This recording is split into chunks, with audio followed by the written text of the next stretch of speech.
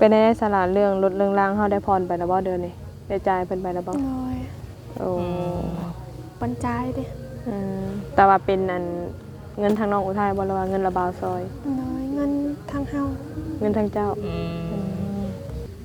คันว่าบ่ไหวก็ส่งมันคืนเอาใช่ว่าทางระบาวเพิ่นน่ะสิพรน้อยต่อเท่าตะกี้น่ะเฮาก็บ่ฮู้คือกันเด้เพราะว่าอันใดเพิ่นบ่ได้เว้าใดๆบ่สละกับเจ้าบ่เที่ยงนะแม่นบ่ซุมื้อนี่โดยโดยทางเขียวเฮาได้สละเดือนนี้จ่ายไปแล้วยังอยู่ตั้งแต่เข้ามาทำคลิปแต่ก่อนก็ยังบ่ทันได้จ่ายเลยบ่ยังบ่ฮอดเดือนเลยโอ้ถึงมื้อได้บัดนี้ไปจ่ายที่16แล้วมีเงินอยู่บ่บ่เพราะว่าเฮายังบ่ได้เซตหาเพิ่นว่าอยากเอาออกโอ้เสียออกบัดนี้นะแม่น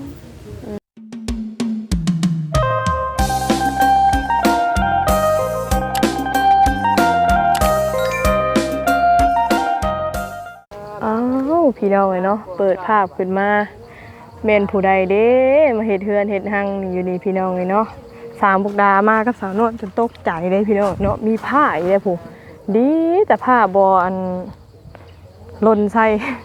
ดีแต่บ่ถือหัวพี่น้องเนาะผู้กระปุกประแดกเกลือเป็นนัวก็มีอีกแม่นผู้ใดเด้มาเฮ็ดเฮือนเฮ็ดหังป้าล่าสุดมีเต่าอีกเด้พี่น้องเอ้ยผู้เลี้ยงอันนี้เนาะเดี๋ยวตัดภาพมาพี่ก่อนพี่น้องเลยสบายดีเด้อทางน้องอุทัยเฮาคือเก่าคือเดิมพี่น้องเลยตู้สิไปทางใดล่ะคือแต่งตัวงามแท้มื้อนี้ฮะงามไปดิซ้ำมันไปถ่ายหนังทางใดอันนี้น้องไทยถ่ายหนังย้อนอยู่บ่สมองบ่งามเนาะสัตว์เดียวแต่งเองบ่หน้านี่คือสายวิ่งวังใช่ปะแต่งเอ้ยกว่าบาทนะที่ว่า FC ลงมาจักเนาะ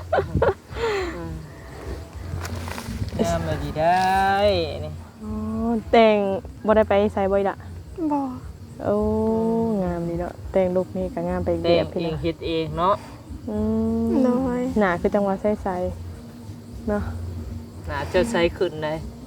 ใส่ยังเอาใส่ครีมมันเก่าเคยใส่ฮะนะอย่างน้อยเก่าหน้าโหดนะแม่นจัดไปสาวนวลเจ้าบ้านจะหังซื้อจะเถื่อแล้วล่ะเฮาใส่มากก็ตั้งแต่เฮ็ดเวียกเป็นสิเข้าปีแล้วเด้ว่าปุก1มันใส่ตัวนี้ใส่ครัวได้ล่ะหังก็ใส่ใหม่ดีตัวนี้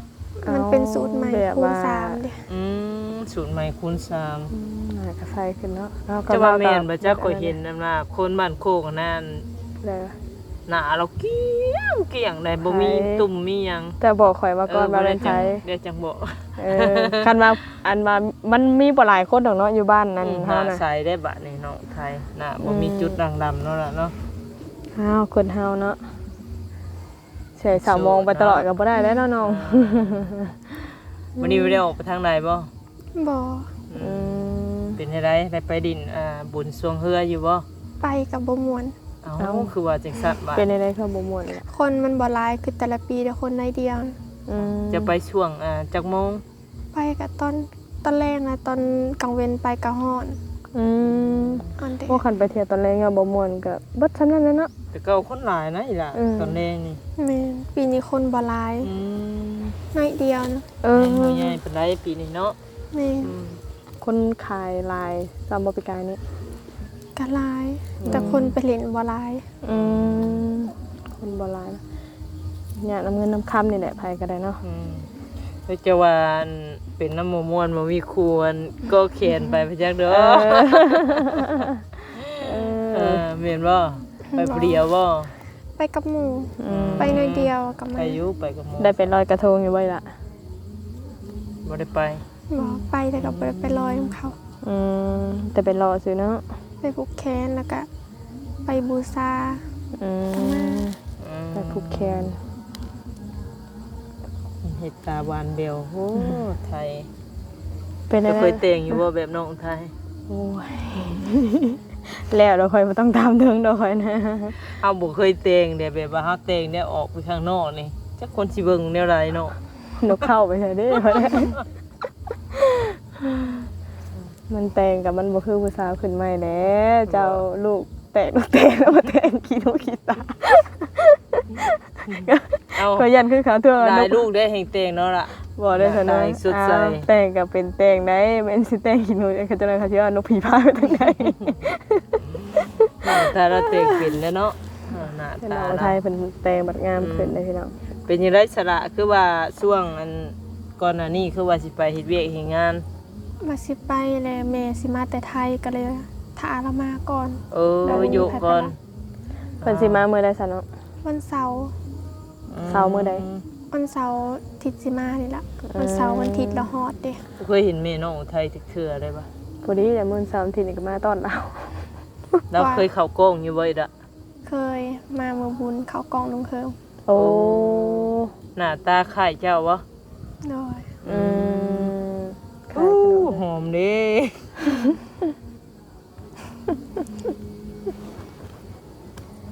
เนาะอีนี่น้ำอบน้ำหอมมันแห้งหมดก็เลยง่ายป้าเพลงก็จะมาดังแท้นี่พี่น้อง สรุปแล้วแม่สิมาก็เลยตัดสินใจบ่ไป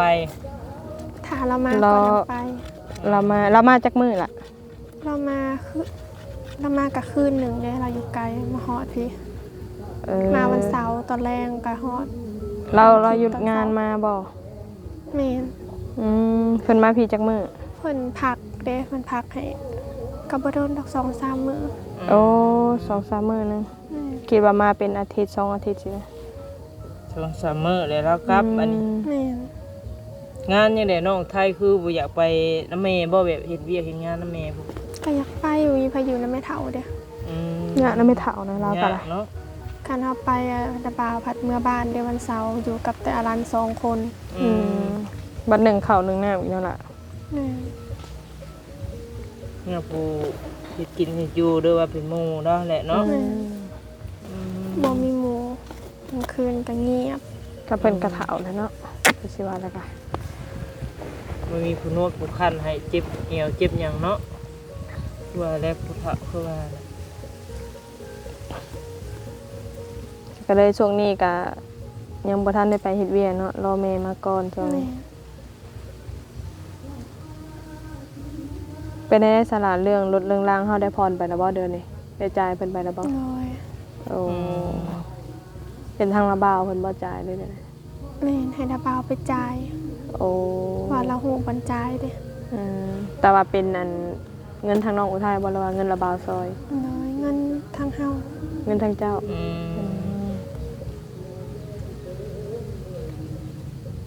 เป็นเงินแบบสำรองเจ้าบ่อยละหรือว่าเป็นได โดย ยันว่ามีผู้ใหญ่ซอยเข้ามานะ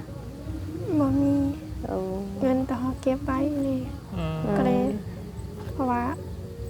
ไปจ่ายวันที่30 อืมเอาเตือเดือนนี้ผ่านไปแล้วเดือนนี้เนาะยังอีกเดือนหน้าอีกพี่น้องเลย เดี๋ยวหน้ามาอีกก็ต้องเตรียมไว้อีกเด้อเนาะ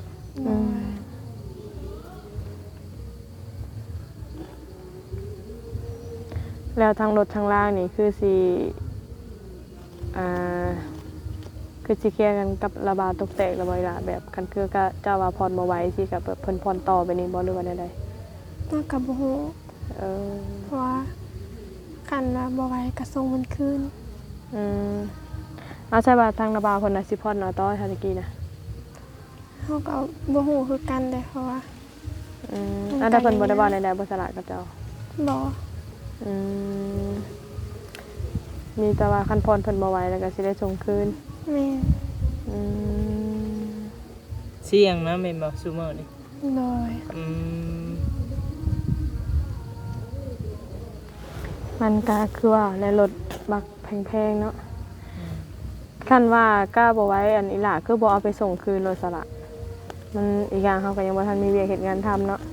แม่น เพราะคันคือจะป้าไปลนลายก็จะสิเสียเงินไปซื่อๆหั่นแหละ หรือว่าสิหลายบ่ ก็พลงผ่อนต่อไปเบิ่งว่าถ้าบ่ไหวก็ส่งคืน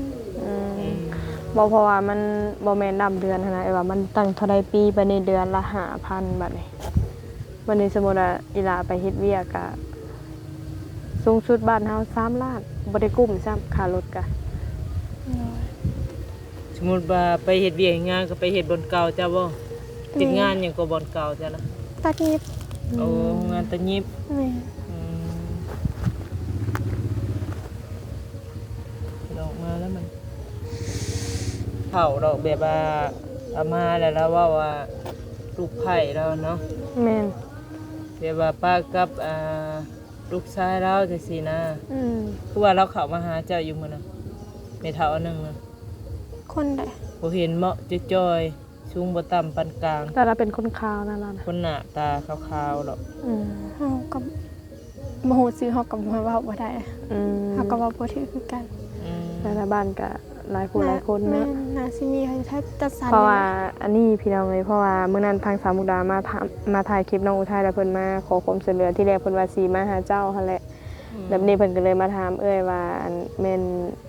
YouTube แบบว่าแบบผู้ช่วยเหลือหยังบ่หั่นนะเอ้ยก็เลยว่าแม่นเพิ่นเลยอยากให้เอ้ยน่ะมาทำคลิปลูกไผ่เพิ่นว่าซั่นพี่น้องแต่ว่าลูกไผ่เพิ่นหาป้ากันแล้วกับลูกชายเพิ่นแต่เพิ่นน่ะเป็นคนหลวงพระบางเนาะทางลูกไผ่เพิ่น แล้วเล่ากับคันสิว่ากับหัวเรียวกระเทียมรีบนะพี่น้องญาติพี่น้องกับบ่มีแล้วบัดนี้ก็มาอยู่ที่เก่าของแม่ย่าแล้วแหละแต่ก่อนเราคนไทยสวรรค์นะพี่น้องแล้วบัดนี้เราย้ายมาอยู่นำลูกเราเพราะว่าที่เก่าหาข้าเจ้าไล่หนีแล้วบัดนี้ลูกไผเราบ่มีที่ไปแล้วก็เลยขออยู่ในหันก่อนสินะแล้วบัดนี้เนี่ยก็ลงเบอร์จดเบอร์ไว้ให้เพิ่นอยู่ได้แต่บ่ฮู้ว่าจังได๋คือบ่เห็นติดต่อเข้ามาจังได๋ตะกี้เพิ่นน่ะสิมาขอความช่วยเหลือนำเจ้าก็เลยว่ามาถามเบิ่งว่ามีอยู่บ่ซะเด้ บ่เห็นเนาะล่ะ ก็มีแต่ว่าเฮาก็บ่ฮู้นะเป็นผู้ใดเฮาก็หลายคน คนอยู่พุ่นเหมาะ น่าสิอยู่แถวดินจัดสรรเท่านั้นแหละ อืม เพิ่นมาซื้อดินเป็นนี่ก็หลายคนอยู่แต่ก็บ่ค่อยไปหาเพิ่นนะ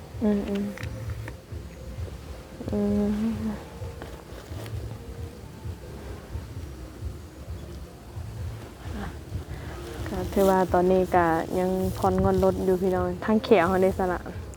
เดือนนี้จ่ายไปแล้ว ยังอยู่ ตั้งแต่เขามาทำคลิปแต่ก่อนก็ยังบ่ทันได้จ่ายเลยบ่ ยังบ่ฮอดเดือนเลย โอ้ถึงมือได้บัดนี้ไปจ่าย ที่ เพิ่น 16 แล้วมีเงินอยู่บ่ บ่คำว่าเฮายังบ่ได้เซตหาเพิ่นว่าอยากเอาออก โอ้เสียออกบัดนี้นะ แม่น เดี๋ยวนี้บ่ได้จ่ายเพิ่น แล้วบัดนี้คันเฮาออกนี่มันบ่ได้เป็นหยังบ่สักเกี่ยวเฮานะยังบ่ทันได้ถอนบ่ บ่ โอ้บัดนี้ให้ตัดสินใจครั้งแรกสิเอาออกตัวนี้นะ เลย พี่น้องเลยว่าเจ้าคือบ่อันนั้นเนาะสอนนคือแล้วก็เอาเขียวไว้แล้วก็อันส่งคืนรถหั่นน่ะอีกล่ะเพราะว่ารถนี่นักได้รถนี่เพราะว่าเดือนหนึงตั้งคันเป็นเงินกีบก็3 ล้านบ่จ้ะ แม่น มีปลายมันอีกบ่ ก็3ล้านปลาย อันนี้ 3 ล้านปลาย แต่ว่ายันเจ้าน่ะบ่ไหวตัวนี้แหละตัวนี้บัดนี้อีกอย่างเฮาก็ยังบ่มีรายได้ตะกี้คิดว่าทางรัฐบาลจะสิผ่อนต่อหั่นน่ะล่ะ เฮาก็บ่ฮู้ก็บ่แน่ใจให้กันนะว่าเราสิพรหรือบ่ว่าอันนี้เฮาก็บ่ได้เว้านำลาวเด้เราบ่ได้เว้านำเฮา เพราะว่าเห็นแม่เฒ่าบ่ว่าตอนนั้นเนาะกันคือว่าเจ้าผ่อนบ่ไหวแล้วอันทางรัฐบาลเพิ่นสิผ่อนต่อคือว่าสิได้หั่นนะ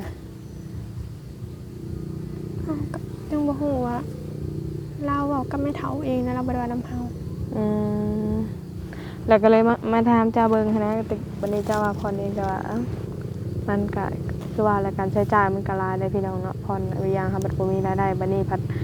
กำหนดมันผัดตั้งเท่าใดปี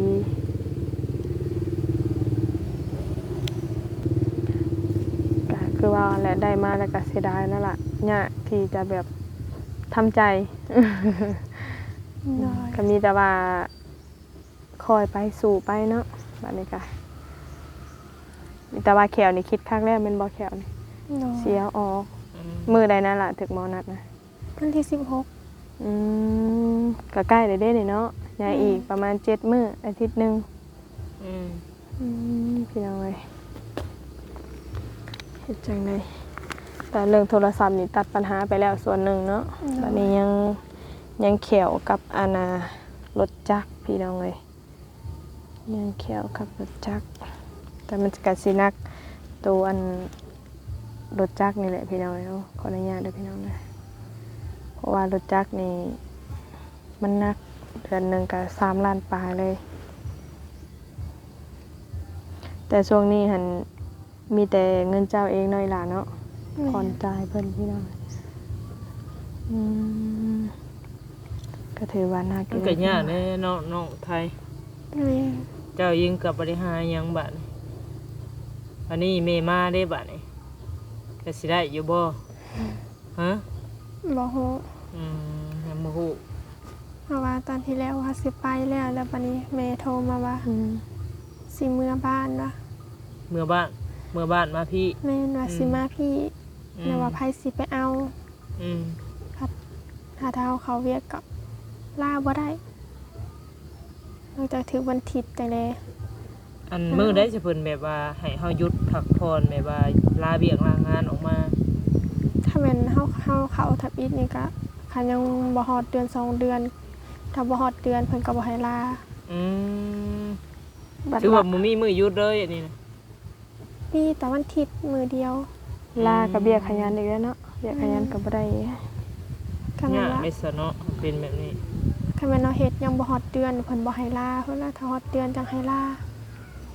เฮ็ดเวียกนั้นผ่านไปได้เดือนหนึงแล้วจังลาได้เด้อ ฉันบ่ อืม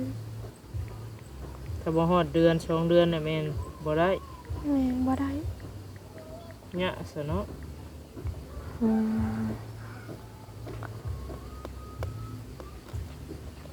แต่ว่าตอนนี้ก็ยังอันนี้อยู่ยังรอแม่น้องเพิ่นมาแต่ไทยก่อนพี่น้องเลยทีแรกก็คิดว่าเจ้าได้ไปเฮ็ดเวียกเฮ็ดงานแล้วซั่น ยัง ก็ยังเนาะแต่ช่วงนี้เพิ่นเปิดรับคนอยู่บ่ใส่ละ เปิด โอ้ยังเอาอ เพิ่ ยู่ ง เนาะ เปิดรับ อืม ก็ได้เจ้าก็โทรเช็คเพิ่นตลอดนั่นนี่เนาะ โดย อืม แล้วสมมุติว่าแขวเลยสละคันเฮาออกแล้วมันเฮาต้องได้เสียค่าใช้จ่ายหยังบ่ พ่อกับบ่ฮู้คือกัน ก็มีแต่ฟังมือไปเนาะ โดย คือไป เพิ่นมา ไปรอบนี้ค่ะคือสิเอาออกเลยแม่นบ่อืมฮอดจักเดือนนี่แหละจะจัด 2 เดือน โอ้ ช่วงเดือนเบิดเงินไปเท่าไหร่แล้ว ล้านหนึง เบิดล้านหนึง เดือนละ500,000แม่นบ่ แม่นเพราะว่าเขาไปเฮ็ด2 เดือนนะ500,000เขาถามเพิ่น ก็ยังดีเลยล่ะได้เท่าเดือนบางคลินิกค่ะเขาเจ้าให้จ่ายก่อนเดือนละ5,000ได้2เดือนแรกค่ะ10,000พุ่นแต่คลินิกตัวเจ้าไปจัดน่ะยังโอเคอยู่เฮ็ดน้องดาวไปจัดน่ะถอก2เดือนแรกอะเดือนละ5,000ต่อไปก็เดือนละ1,000มันคือว่าแล้วพี่น้องมันก็เป็นบางคลินิกเนาะแต่นี่ก็โอเคอยู่ นั่นน่ะ ก็ยังดีตรงที่ว่าน้องเพิ่นเพิ่งจะจัดแล้วก็ยังบ่ทันได้ถอนแขวเนาะคันถอนแขวนี่โอ้ลำบากเลย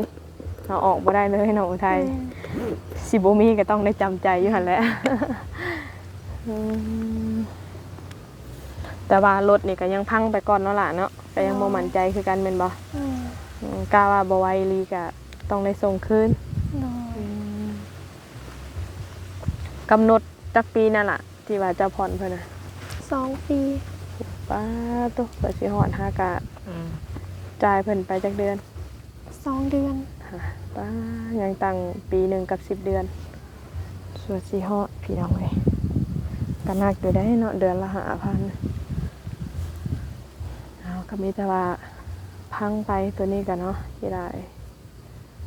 อันคือว่าซอกหามาบ่ทันก็จำเป็นก็ต้องได้ส่งคืนเพิ่นให้หลายๆเนาะเฮ็ดได้เพิ่นแหละมีแต่ว่าคันเฮาตั้งรักตั้งฐานใหม่ก็หาเงินได้ก็ซื้อเอาใหม่ มันบ่ลาบ่ดอยดอกตัวนี้นะเพราะว่าอีกอย่างก็เฮาผ่อนไปมันก็สิลำบากหั้นแหละทั้งครอบครัวเฮาอีกก็มีแต่ว่าเป็นกำลังใจให้เจ้าหลายๆสู้ๆเฮ็ดจังไดก็ถือว่าเป็นประสบการณ์หรือบทเรียนเนาะ บ่เอาอีกเว้ยละหืมบ่เอา บ่ ยาระบบบัดบ่ว่าสิเป็นอันโยมเป็นสาวแก่สาวโสดตลอดเลย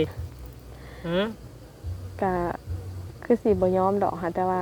ขอเวลาทำใจก่อนแม่นบ่ ทำใจกันบ่อ้าวเนาะ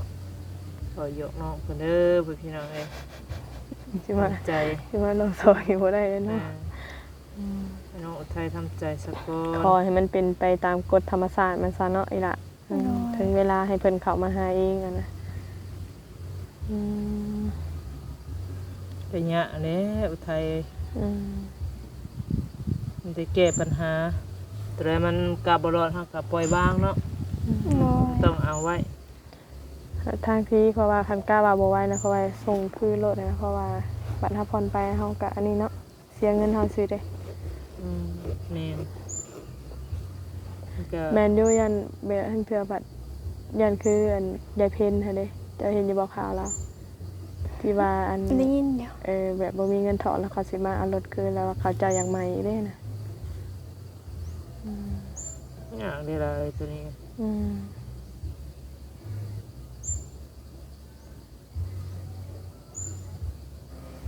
มีแต่ว่าเดือนนี้ผ่านไปแล้วยังอีกเดือนหน้าพี่น้อยมื้อวันที่ใดนั่นล่ะจะจ่ายค่างวด วันที่30พอดีสิ้นเดือนเลยเนาะพอดีท้ายเดือนพี่น้อย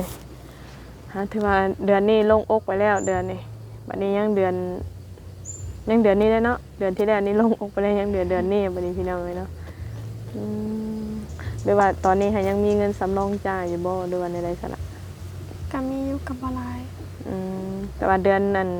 มานี่พอได้จ่ายอยู่เป็นบ่ โดย โอ้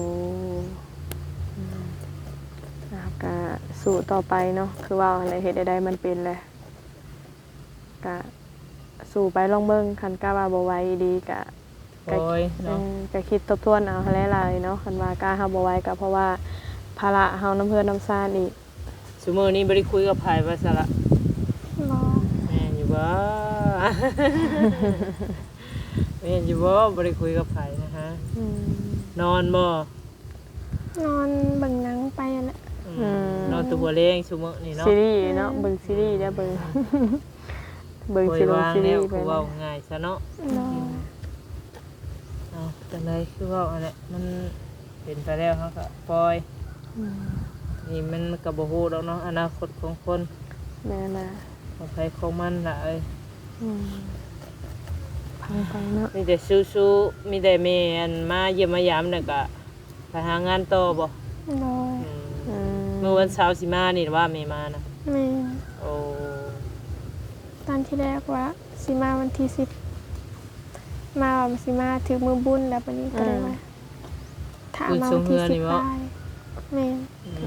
นี่เขาก็เลยว่ามาบ่ทันแล้วก็เลยบ่ทันกับไปเป็นวันที่10ไป โอ้เพิ่นบ่ได้มาบ้านนี่จักปีแล้วซั่นล่ะ ก็ปีปลายแล้วเด้ปีปลายเขา2 ปีละ อืม มาตั้งแต่มาเฮ็ดบุญน้ำอายพุ่นละ ก็ถือว่าโดนเติบแล้วเนาะ